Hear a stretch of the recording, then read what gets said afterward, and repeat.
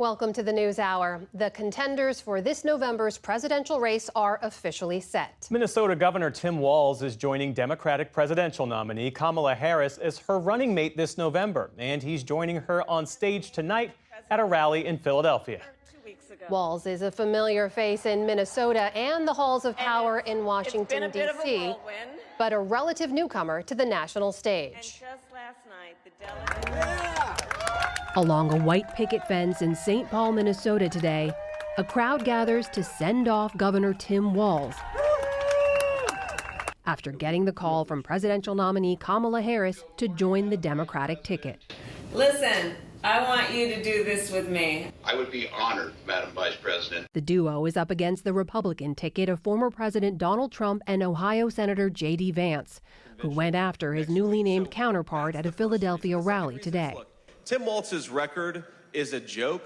He's been one of the most far-left radicals in the entire United States government at any level. The reason I didn't say a whole lot about Tim Walz is because the Democrats have showed a willingness to pull a little switcheroo on us. So I don't even know if we're actually going to get Tim Walz out of this campaign. Walz, a 60-year-old father of two, is currently in his second term as Minnesota governor, with a 54% state approval rating in a July Morning Consult survey and a reputation for a relatable, some say folksy, approach. I think we're going to go do the slingshot, which I don't know what it is, and they're keeping it from me. And though he's racked up a substantial political record over nearly 2 decades in public office, Walz hasn't been very well known outside his home state. Good job, Dad. Oh, thanks, so. In 2020, that began to change. Generations of pain is manifesting itself in front of the world, and the world is watching. After a police officer murdered George Floyd in Minneapolis, Walz condemned the killing and days later, after some protests turned violent, called in the National Guard to respond to rioters. Everything that we believe in, these people are trying to destroy. So if you are on the streets tonight, it is very clear. You are not with us, you do not share our values, and we will use the full strength of goodness and righteousness to make sure that this ends.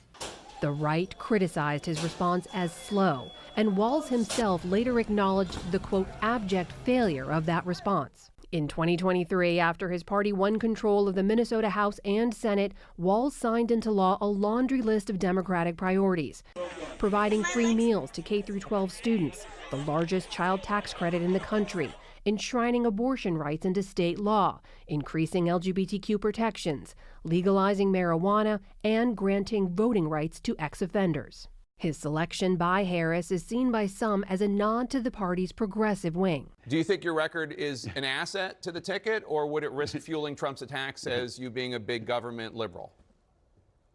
What a monster. Kids are eating and having full bellies so they can go learn, and women are making their own health care decisions. And we're a top 5 business state, and we also rank in the top 3 of happiness. But earlier in his career on Capitol Hill, he was known as a moderate. I intend to come here to Washington to provide authentic leadership.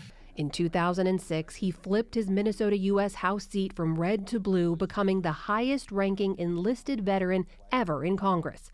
Over 6 terms and a dozen years, he ranked among the most bipartisan lawmakers, supported ongoing operations in Iraq while opposing more boots on the ground, pushed for a minimum wage hike and prescription drug cost negotiations, voted against President Obama's 2009 Wall Street bailout plan, but backed the Affordable Care Act.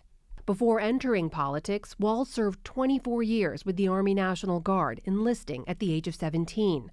Alongside his day job, teaching high school social studies and coaching football.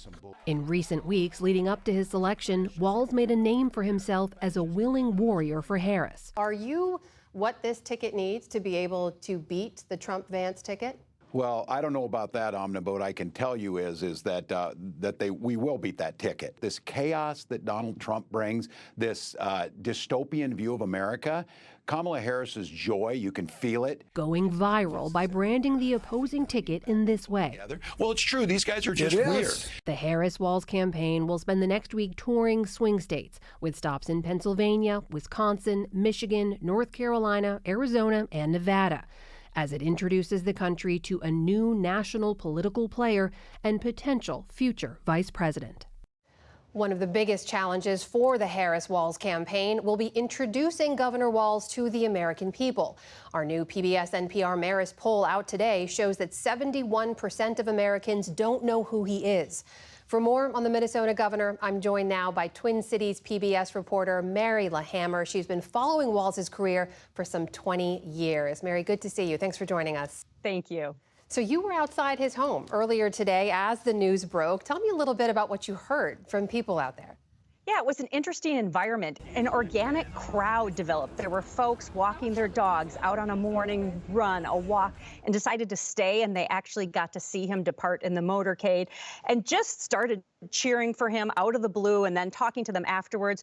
They're excited. Minnesotans like to play an outsized role in national politics. They're kind of proud of it. I think people are learning the statistic that if Walz wins, 3 out of the last 6 Democratic vice presidents will be from Minnesota. But as your poll shows, he's got to introduce himself to the nation. He does have an uphill battle there. The vast majority of Americans don't know who he is or don't know what to think of him. So the campaign, as we know, is already working to set that narrative with videos like this they released today.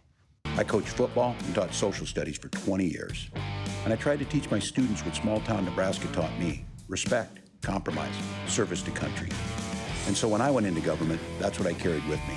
So, Mary, you have covered him for some 20 years. What's the headline here for what people need to know about who is Tim Walz?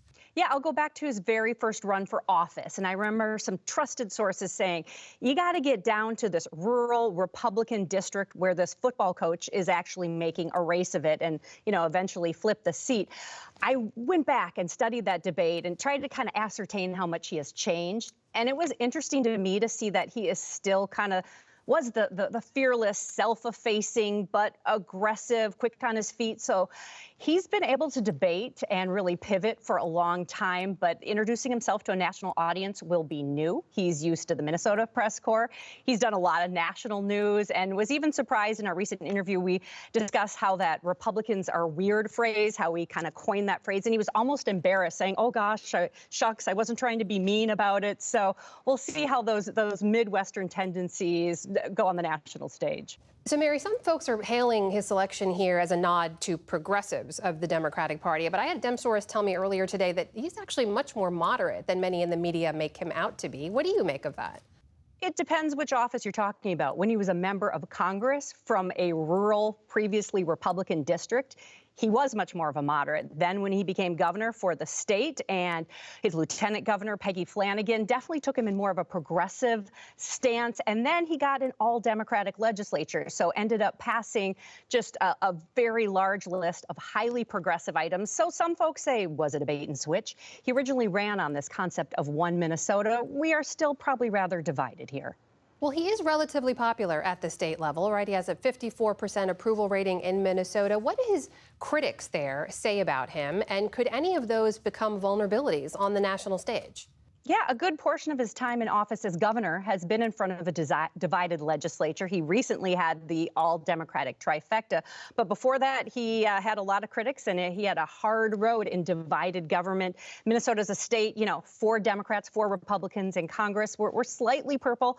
And folks here are very critical of his time during the pandemic in particular. We had a lot of lockdowns. Of course, we had the riots following George Floyd's murder, and we're very critical of him being slow to send the National Guard out. Also during the pandemic, we had the largest fraud in the Feeding Our Future fraud case. I think the governor will probably be talking about the fact that those cases have been brought to justice and there have been convictions in both of those instances. Big week for Minnesota. We know you'll be covering his career moving forward as well. That is Mary LaHammer of Twin Cities PBS joining us tonight. Mary, thank you. Good to see you. Thank you.